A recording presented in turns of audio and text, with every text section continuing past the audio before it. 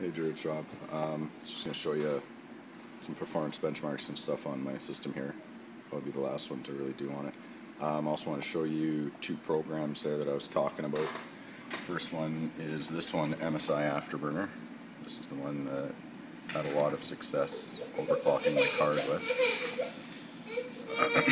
You have to mind there. You can play around with the core voltage. That's something that you unlock. They recommend that you never go above 1.12, which I'm never up around there. Only ran for about a 900 megahertz core clock. I think it can go higher. I just haven't really spent the time because I can't separate it from the shader clock. It's tough to tell which one's crashing.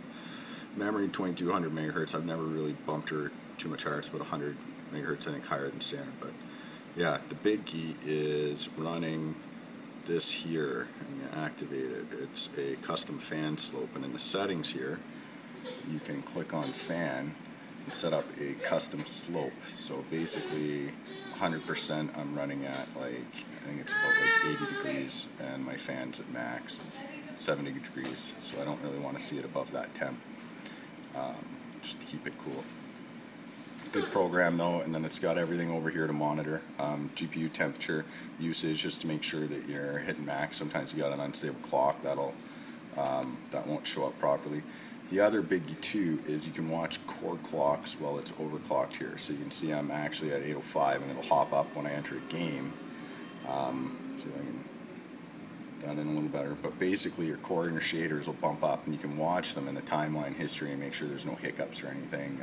Memory clock, when you get a crash, one of those will drop, and that's what is unstable. So for most part, very handy tool to have.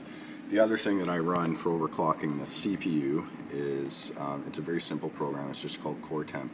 But basically it gives me each one of the core heads and the temperatures that they're at there. So just going to reset it here before we run our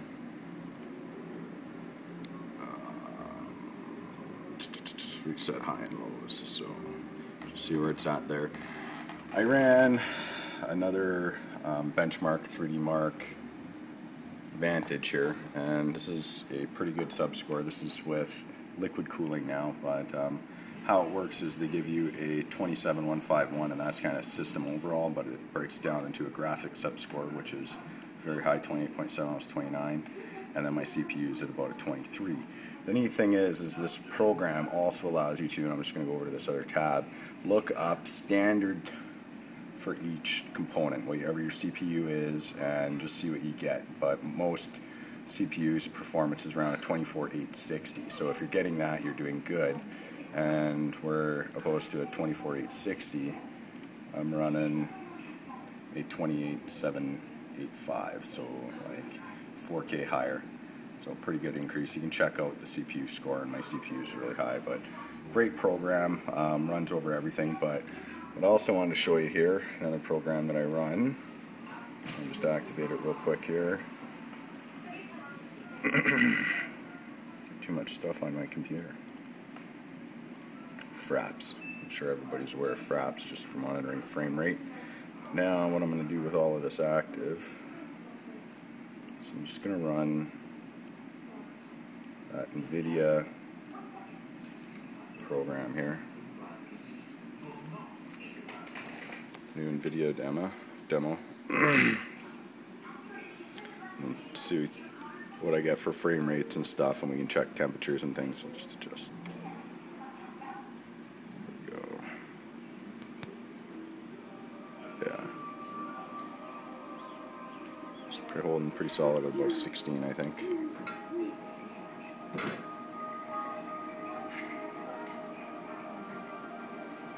Something else I noticed, sometimes when you run games you'll get weird stuttering and frame rate hiccups. That can be unstable signs that you're not stable as well. I find the new R300 drivers have real issues on the 500 card still, so I haven't switched to them. They get frame stuttering or something along that line in some of the games that they shouldn't have trouble with, and they're waiting to release a new version for it. So I'm still running a 296 driver, last WHQL driver. You know, for being a 580, and this system, this demo was designed for 690, I think I'm rocking it pretty good. I mean, we're only at 12, 14 frames, but it's definitely viewable, fairly smooth. I mean, there is a bit of a jitter because you're only 12 frames, but just curious to know where I can get with my new 670 if I'm going to see much more of an increase. But, the lowest I normally drops about 12 frames running the demo, and that's even playing around doing my own thing. Yeah, just excellent. I really recommend the 296 drivers, WHQL 296. I'll even maybe send them with you. Just because of those R300s, I don't think they're stable yet. They're a whole new driver kind of built from ground up, so there's some big changes. They're for the 600 series that still support everything else too. Boy, that hair looks good.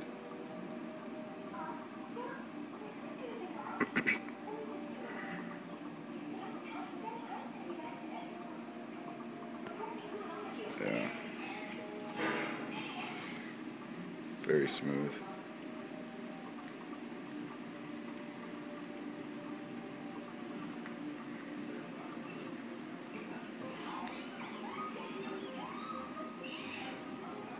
Jittering a little there. Love the shading there.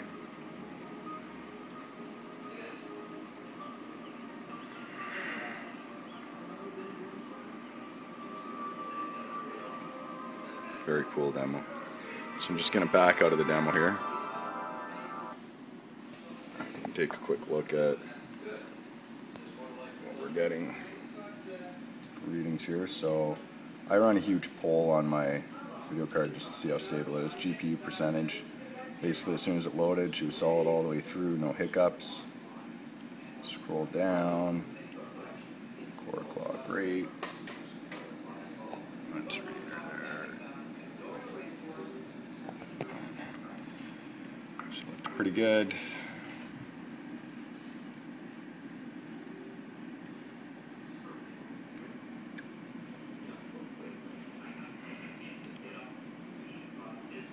Yeah.